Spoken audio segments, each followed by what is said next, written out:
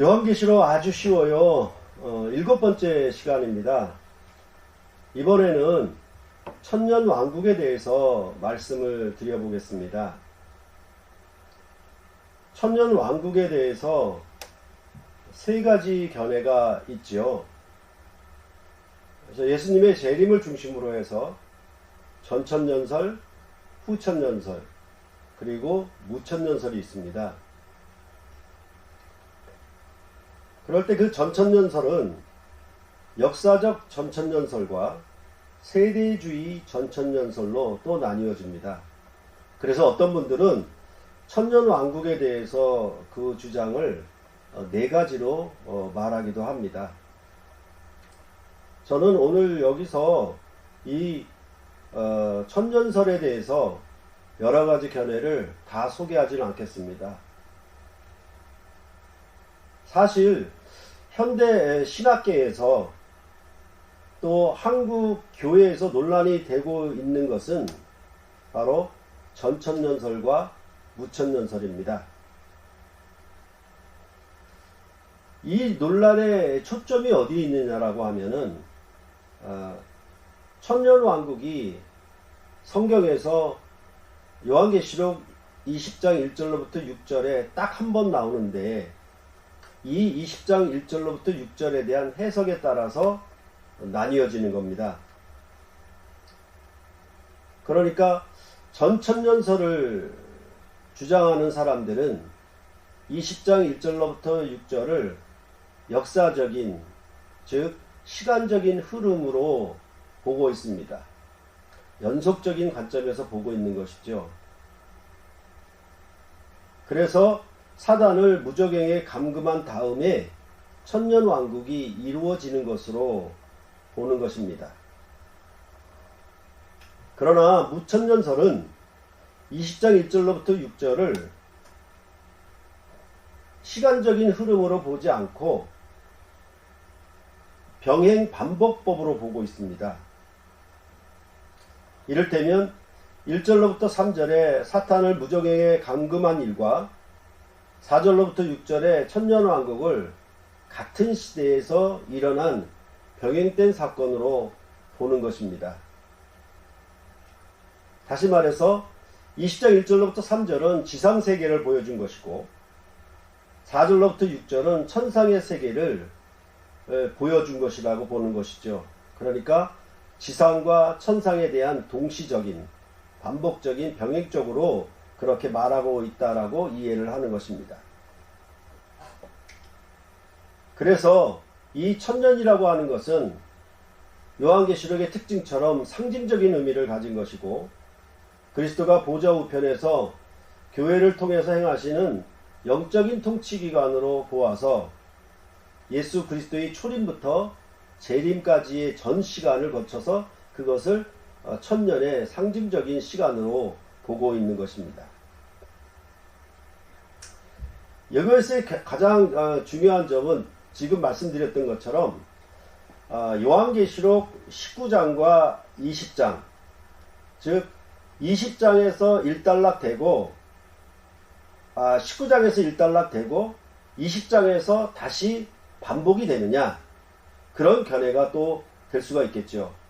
그러니까 19장에서 짐승을 심판한 것, 그 다음에 20장에서는 그 얘기를 다시 반복해서 이제 초림부터 재림 사이의 기간을 무천년, 즉 천년이 없다라는 개념으로 상징적인 천년을 가리켜서 초림과 재림 사이의 기간을 무천년으로 얘기하는 겁니다. 그러면 어떻게 보냐면 19장과 20장을 나누어 보는 겁니다. 연결되는 부분으로 보지를 않는 거예요. 그것이 전천년설과 무천년설의 주장의 그 차이점이 거기서 나오는 것입니다. 이러한 논쟁이 첨예하게 대립되어 있을 때 우리는 항상 성경을 해석하는 원리를 굳게 붙들어야 합니다. 이러한 주장들에 대해서 자기 주장에 맞추어서 성경을 억지로 끼워 맞추려고 해서는 안 됩니다. 더구나 천년왕국은 요한계시록에만 나오기 때문에 무엇보다 요한계시록 문맥에 우선 충실해야 합니다. 그래서 요한계시록 자체 안에서 이 천년의 의미가 무엇을 의미하는지 우리가 알아야 하는 것입니다. 그 다음에는 이 구약과 신약의 관계에 있어서 천년왕국의 의미가 무엇인지 살펴야 합니다. 신약과 구약은 모두 언약서로서 성경이 언약적으로 말한다는 그 특징과 중점시되는 부분을 우리가 기억해야 합니다.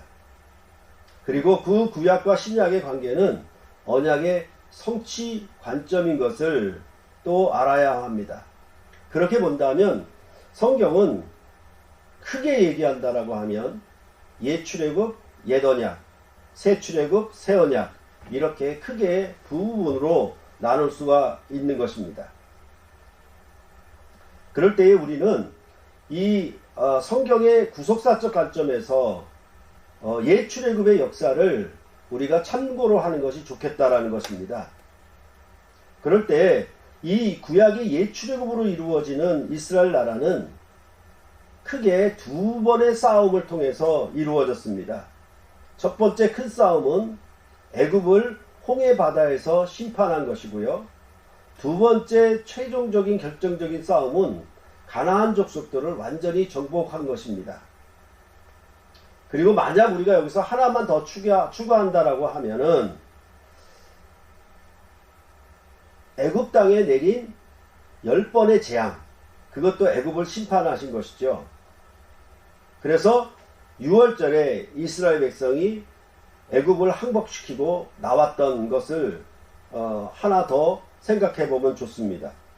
그렇다면 이스라엘 백성이 출애굽하여 이루는 그 나라는 어떤 과정이 있냐라고 하면 바로 애굽의 열재앙으로 심판한 것, 그 다음에 홍해에서 애굽의 군대들을 완전히 심판한 것, 그 다음에는 가나안 족속을 멸한, 정복한 그런 싸움의 승리, 이 세 가지가 큰 사건으로 주어졌다는 것을 이해하면 됩니다.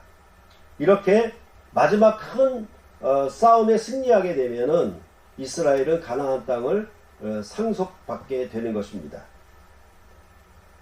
이러한 어떤 전쟁의 세 개의 큰 패턴, 이것들이 요한계시록에도 그대로 나타나고 있어요. 뭐냐 하면 요한계시록에서 하늘에서 용이 하늘의 싸움에서 쫓겨난 것이 12장 7절로부터 12절에 나옵니다. 그리고 바다와 모래에서 하늘에서 쫓겨난 용과 여자가 싸우는 싸움이 13장과 14장에 기록되고 있습니다. 그리고는 마지막 최종 전투로 바벨론과 두 짐승과 용에 대한 심판이 17장으로부터 20장까지 되어 있고, 이렇게 마지막 최종 심판을 이루게 되면은 이제 새하늘과 새 땅을 기업으로 상속받는 얘기가 이어지고 있는 것입니다. 그래서 이러한 언약적인 축복에 대해서 21장 7절과 8절에 이기는 자는 이것들을 상속으로 받으리라 이렇게 말하고 있는 것입니다.